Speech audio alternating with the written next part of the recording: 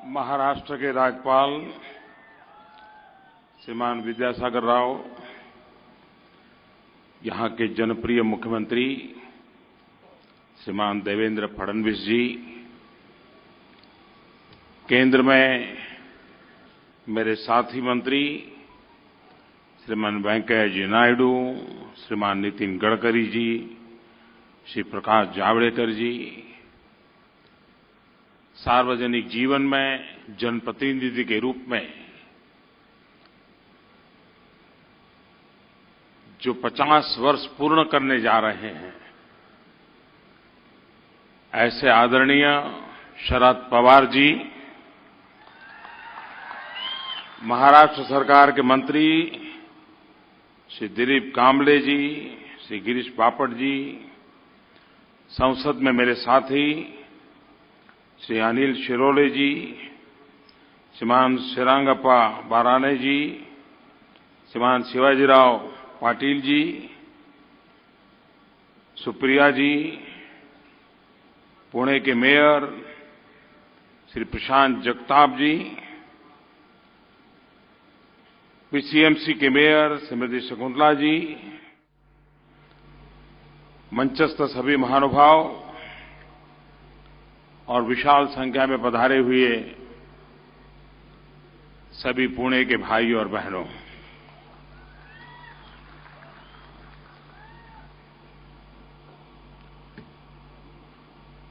हमारे देश में बहुत तेजी से अर्बनाइजेशन हो रहा है।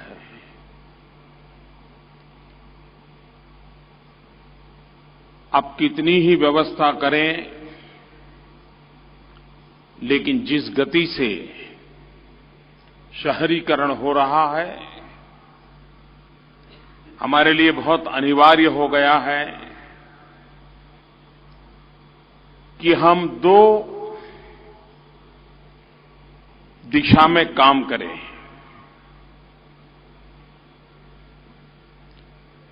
गांव में हम उस प्रकार से कार्य विकसित करें, रोजगार के अवसर पैदा करें, क्वालिटी ऑफ लाइफ इसमें गुणात्मक परिवर्तन करें। जो सुविधा शहर में है वो सुविधाएं गांव को मिले, जो संभावनाएं शहर में हैं वो संभावनाएं गांव में भी हो, जो अवसर शहर को उपलब्ध है वे अवसर गांव को भी उपलब्ध हो, तब जाकर के गांव से शहर की तरफ जो दौड़ है उसमें हम कुछ कमी ला सकते हैं। दूसरी तरफ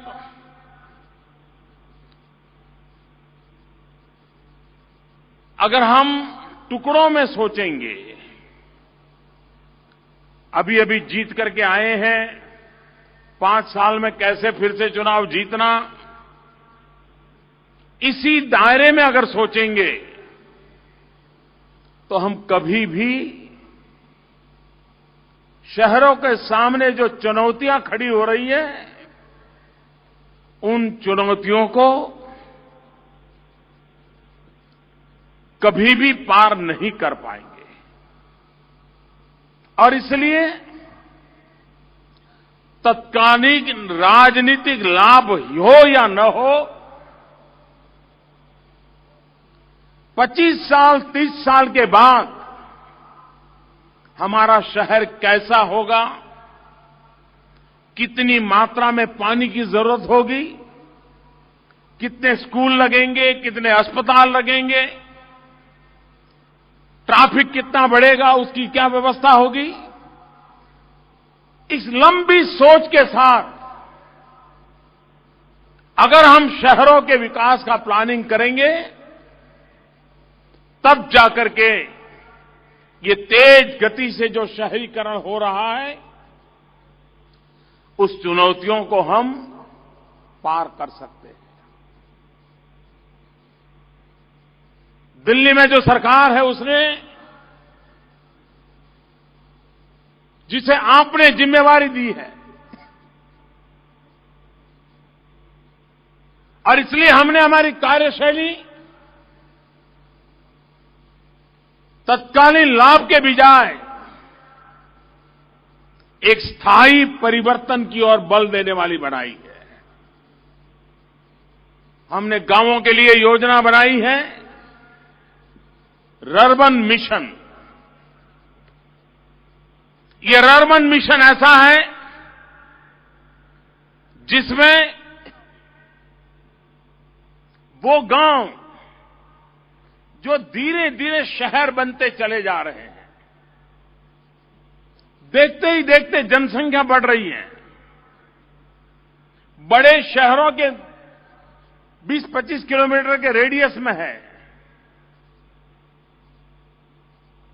हमने देश भर में सभी राज्यों को कहा कि ऐसे गांव छानिए, निकालिए और उन गांवों को रर्बन योजना के तहत विकसित करने का एक डिटेल काम चल रहा है।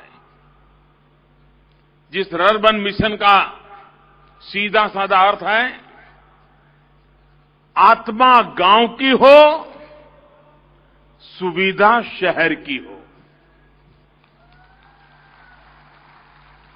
गांव की आत्मा मरनी नहीं चाहिए, वो सुरक्षित रहनी चाहिए, पनपनी चाहिए, लेकिन गांव वालों को 18वीं शताब्दी में जीने के लिए मजबूर नहीं किया जा सकता है।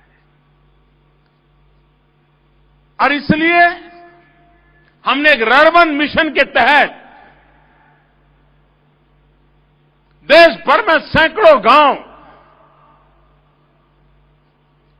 उन पर फोकस किया है, सुविधाएं बढ़ाने का प्रयास किया है ताकि शहरों पर बोझ कम किया जा सके।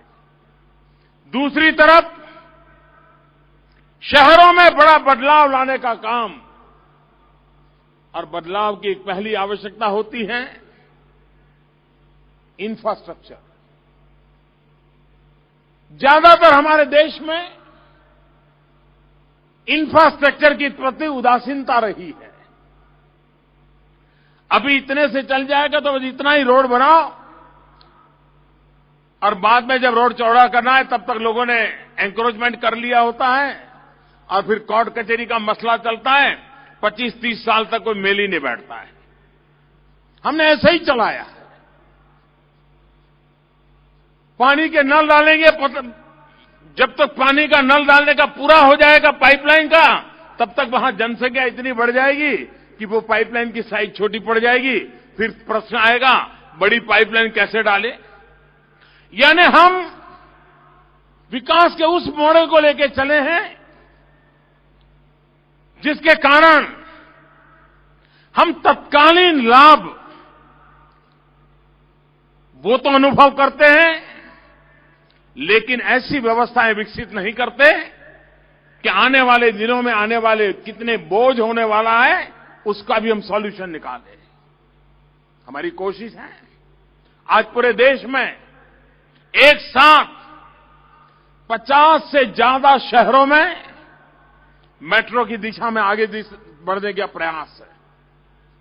आप कल्पना कर सकते हैं कितना बड़ा आर्थिक बोझ उठाने का हमने फैसला किया है। लेकिन अगर हम टुकड़ों में करते, बातों को टाल देते, तो एक तो प्रोजेक्ट महंगे हो जाते, उस शहर की समस्या बढ़ती जाती और पैसे लगाने के बाद भी वो आवश्यकता की पूर्ति करे उस स्थिति में नहीं होते। और इसलिए हमारा दूसरा प्रयास है कि जो भी काम हाथ में ले उसको समय सीमा में पूरा करें। हो सके तो 25-30 साल के बाद की आवश्यकताओं को ध्यान में रख करके प्लानिंग करने का प्रयास करें। आज वो शायद इकोनॉमिकली वायबल हो या ना हो, लेकिन एक बार अगर बात चल पड़ी तो इकोनॉमिकली वायबल होना भी 2-4 साल में हम अनुभव करने लग जाएंगे। हम क्वालिटी ऑफ लाइफ में चेंज लाना चाहते हैं। आज पूरे देश में 2.5 लाख पंचायत, उनको ऑप्टिकल फाइबर नेटवर्क से जोड़ने का एक बहुत बड़ा काम चल रहा है। ये डिजिटल इंडिया,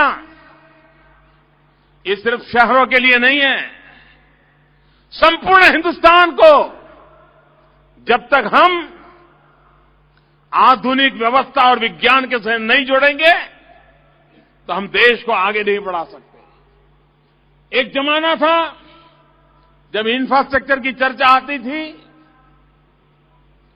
तो रोड, रेल, ज्यादा से ज्यादा एयरपोर्ट। अब वक्त बदल चुका है। लोगों को हाईवेज भी चाहिए, आईवेज भी चाहिए। Highways, information veg. हाईवे भी चाहिए, हाईवे भी चाहिए। अगर हाईवेज चाहिए तो ऑप्टिकल फाइबर नेटवर्क हमें पूरे देश में खड़ा करना पड़ेगा।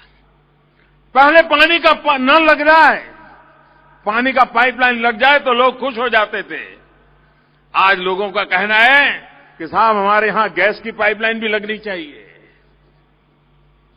वक्त बदल चुका है। तो बदले हुए वक्त में हमने विकास की अवधारणाओं को भी आधुनिक करना होगा और तब जाकर के सामान्य मानवी को आने वाले दिनों में क्या जरूरत रहने वाली है, इसको हम परिपूर्ण कर सकते हैं। वर्तमान में सरकार इंफ्रास्ट्रक्चर के दायरे को रेल और रोड से भी आगे बढ़ा करके water grid, digital network, gas grid,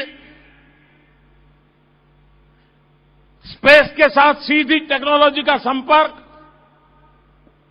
अगर हमारा किसान इंश्योरेंस निकालता है तो उसकी फसल कितनी थी, फसल को कितना नुकसान हुआ, वो स्पेस टेक्नोलॉजी से पता चलना चाहिए और किसान को उसके हक का पैसा मिलना चाहिए। इस प्रकार का नेटवर्क ये समय की मांग है और उस रूप में भारत आधुनिक भारत बने, व्यवस्थाओं और सुविधाओं से सबर हो, उस सपने को लेकर के हम चल रहे हैं। पुणे में मेट्रो का ये प्रकल्प, यहां के लोगों की नाराजगी बहुत स्वाभाविक है। अगर यही काम बहुत पहले हुआ होता, कम खर्चे में हुआ होता, इतने साल तक जो परेशानी हुई वो न होती। कई लोगों ने मुसीबत के कारण गाड़ियां खरीदी, वो गाड़ियां नहीं खरीदते, वो मान लेते कि अब मेट्रो आ गया, गाड़ी खर्चा क्यों करूं, पार्किंग के लिए जगह नहीं है। लेकिन देर आए दुरुस्त आए। और मेरे पुणे के भाई बहनों, पहले की सरकारें बहुत अच्छे अच्छे काम मेरे लिए बाकी रख के गई है।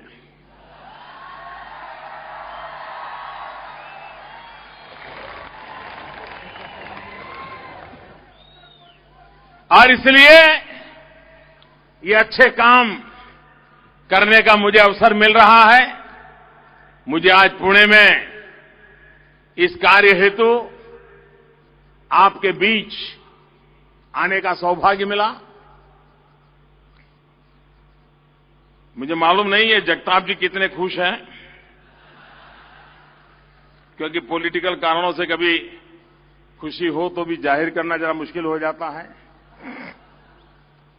अभी वेंकैया जी बता रहे थे कि पुणे को 28 करोड़ के बजाय 160 करोड़ मिल गया।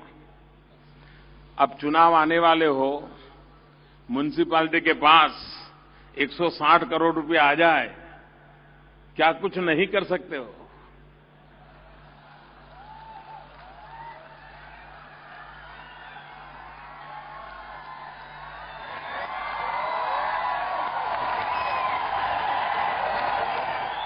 लेकिन ये सब हुआ इसलिए कि 8 नवंबर को रात को 8 बजे जो मैंने घोषणा की, इसके कारण हुआ है। और ये सिर्फ पुणे में नहीं, हिंदुस्तान की हर सरकारों के पास अकेले अर्बन बॉडीज में 200 से 300% इनकम बढ़ी है, क्योंकि हर किसी को लगा कि मोदी ले जाएगा, उसके बजाय अच्छा है यहां डाल दो। लेकिन ये भी अच्छा हुआ, वरना कभी अर्बन बॉडीज में टैक्स 50%, 60%, 70% से आगे बढ़ नहीं पाता था। और देने वाले कौन थे? सामान्य व्यक्ति तो दे देता था। और नहीं देने वाले कौन होते थे? जो कभी कभी हमारे अगल बगल में दिखाई देते हैं, वो भी नहीं होते थे।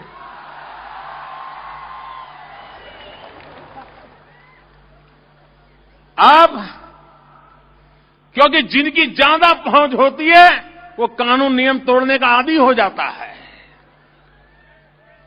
लेकिन सबको लाइन में लगा दिया है। देश में हर कोई समान होता है जी। हर किसी को कानून का पालन करना चाहिए। हर किसी ने नियमों का पालन करना चाहिए। और मैं बताऊं देशवासियों, हमारे देश में सरकारें कैसे चली है, ये मैं किसी को बुराई करने के लिए नहीं कह रहा हूं। दिल में दर्द होता है, पीड़ा होती है। क्या करके रख दिया हमारे देश को। आप हैरान होंगे, भारत की संसद ने 1988 में बेनामी संपत्ति का कानून पास किया। संसद में बहस हुई, पक्ष विपक्ष चर्चा हुई, कानून पास हुआ, अखबारों में हेडलाइन छप गई। जिनको जय जयकार होना था, जय जयकार हो गया, मालाएं पहन ली कि वाह ईमानदारी का काम किया। लेकिन संसद से वो जो कागज निकला, वो फाइल के ढेर में खो गया। मेरे आने के बाद निकला।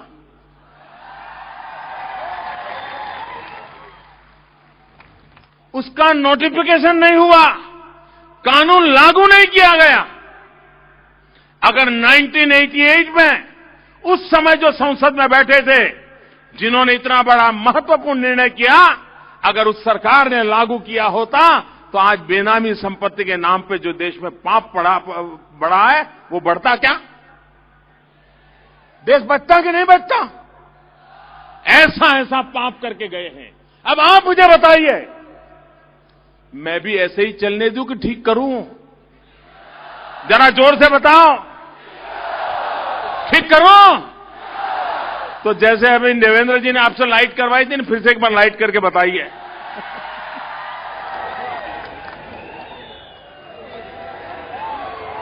ठीक करना चाहिए कि नहीं करना चाहिए?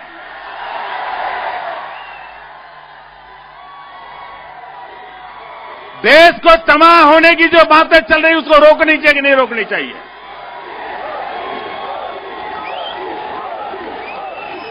और इसलिए भाइयों बहनों,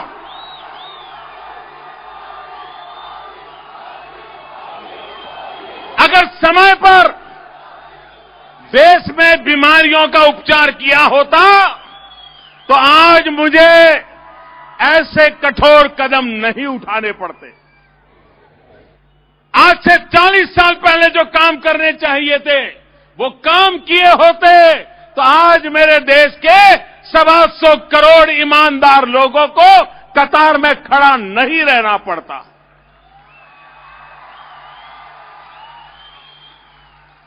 देशवासियों को जो कतार में खड़े रह करके कठिनाइयां झेलनी पड़ी है, जितनी पीड़ा देशवासियों को है, उतनी ही पीड़ा मुझे भी है। लेकिन ये निर्णय देश के लिए करना पड़ रहा है।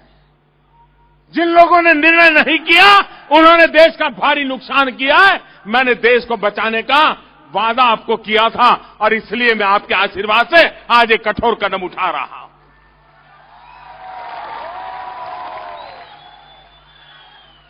भाइयों बहनों, मैं पुणे से विशेष अपेक्षा करता हूं। ये देश की औद्योगिक विरासत वाली नगरी है,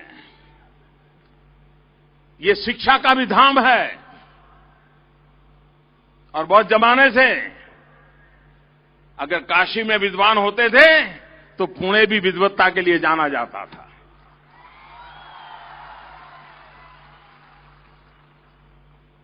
आईटी प्रोफेशन पुणे के जीवन के साथ जुड़ा हुआ है। क्या ये पुणे नगरी ऑनलाइन पेमेंट की दिशा में और तेज गति से आगे बढ़ सकती है कि नहीं बढ़ सकती? क्या हमारा मोबाइल फोन बैंक बन सकता है कि नहीं बन सकता है? ये बैंक हमारी हथेली में हो सकती है कि नहीं हो सकती है? जब चाहे जी चाहे अपना कारोबार चला सकते हैं, नहीं चला सकते हैं? क्या बैंक के कतार में खड़ा रखने की जरूरत है? क्या एटीएम के बाहर खड़े रहने की जरूरत है? सारी व्यवस्था उपलब्ध है कि नहीं है? क्या पुणे वासी मेरी मदद कर सकते हैं कि नहीं कर सकते? करोगे? पक्का करोगे? हम तय करें कि हम ई वॉलेट के द्वारा या डेबिट कार्ड के द्वारा, अब तो आधार एनेबल सर्विसेज भी अवेलेबल है। सिर्फ आपका बैंक अकाउंट हो, आधार नंबर हो, आप अंगूठा लगाइए, आपका पेमेंट हो जाता है। इतनी व्यवस्था हो गई है। और ये बात मान के चलिए, यहां शरद राव बैठे हैं, किसान नेता है। मुझे बताइए, गन्ने की पैदावार ज्यादा हो तो गन्ने का दाम कम हो जाता है कि नहीं हो जाता है? बताइए ना। प्याज की पैदावार ज्यादा हो तो प्याज का दाम कम होता है कि नहीं होता है? आलू की पैदावार ज्यादा हो तो आलू का दाम कम होता है कि नहीं होता है? ऐसे ही नोट ज्यादा पैदा होती है तो नोट का दाम भी कम हो जाता है। ये जितनी ज्यादा नोटें छापी, नोट की कीमत खत्म हो गई। आप 8 नवंबर के पहले 100 रुपये को कोई पूछता था? उसकी तरफ कोई देखता था? घर में भी बच्चा 1000, 500, 100 रखा तो 1000 की तरफ जाता था, 100 की तरफ नहीं मुड़ता था। कोई कीमत ही नहीं बची थी। 8 तारीख के बाद 100 रुपये की शान बढ़ गई कि नहीं बढ़ गई? छोटी करेंसी की ताकत बढ़ गई कि नहीं बढ़ गई? देशवासियों, 8 नवंबर के बाद हिंदुस्तान में भी बड़ों की नहीं, छोटों की ताकत बढ़ गई है दोस्तों। छोटों की ताकत बढ़ गई है। और ये मेरी लड़ाई छोटों की ताकत बढ़ाने के लिए है, गरीबों को सामर्थ्य देने के लिए है। लेकिन आपने देखा होगा,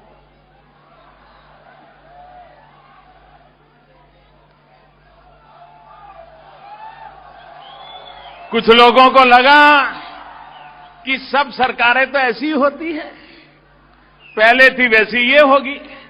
ठीक है, मोदी 2-4 दिन बोल देंगे, फिर क्या होगा? फिर तो हम हैं, सालों से करते आए हैं, कर लेंगे। इसी मिजाज में उनको लगा बैंक में डाल दो, सब काला सफेद हो जाएगा। नोट तो काले की सफेद नहीं हुई, चेहरा काला हो गया, चेहरा काला हो गया। कुछ बैंक वालों को पटा करके और हिस्सेदारी करके खेल खेलने गए, अब कहीं मुंह दिखाने लायक नहीं रहे। आज टेक्नोलॉजी इतनी उत्तम है कि वो घर से निकला है ना, वहां तक पूंछ पहुंचने वाली है। महीना, 2 महीना, 3 महीने के बाद भी ये हर एक को पीछा किया जाएगा। बताओ भाई, पहले तो नहीं था, कहां से आया? बताना पड़ेगा। जिन्होंने सोचा है कि अब बैंक में गए तो काला सफेद हो गया, उनसे मैं कहता हूं संभल जाइए। अभी भी मौका है, कानून का पालन कीजिए,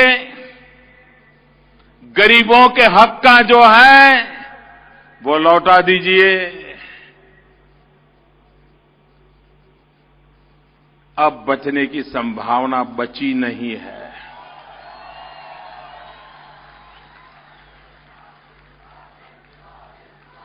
और इसलिए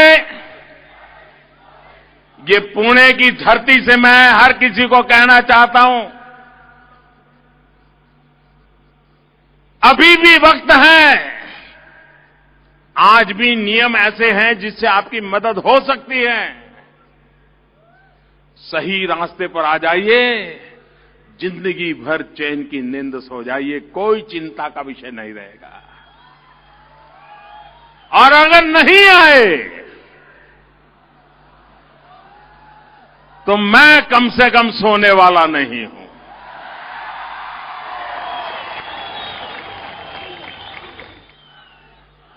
भाइयों बहनों, ये भ्रष्टाचार, काला धन, जाली नोट, ये आतंकवाद, ये नक्सलवाद, इसके खिलाफ लड़ाई कहने को नहीं कह रहा हूं दोस्तों, बड़े जिगर के साथ लड़ाई को छेड़ा है।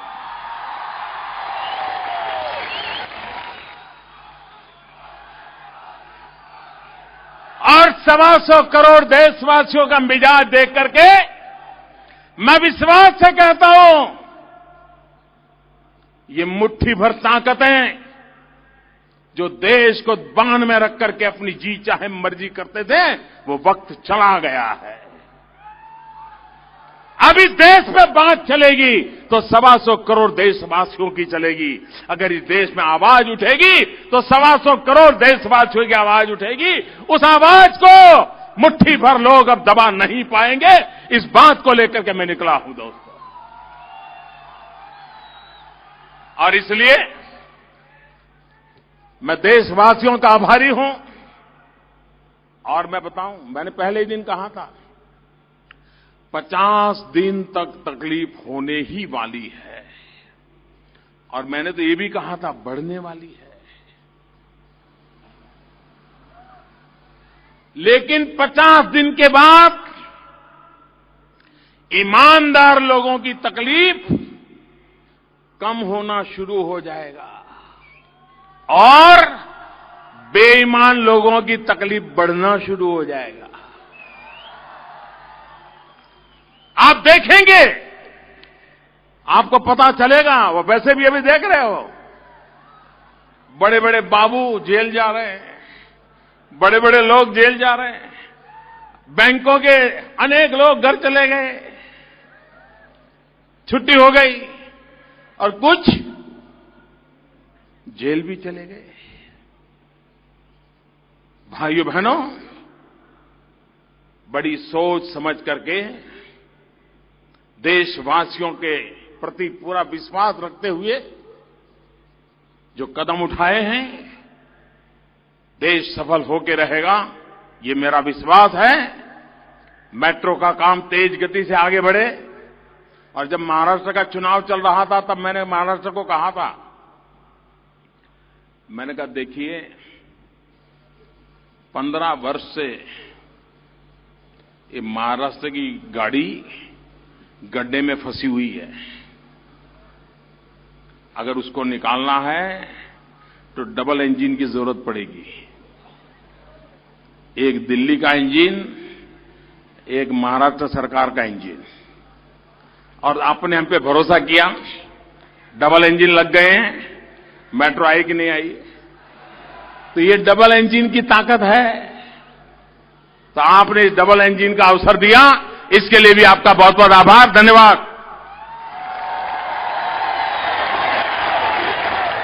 बहुत बहुत धन्यवाद माननीय प्रधानमंत्री जी, आपका बहुत बहुत धन्यवाद।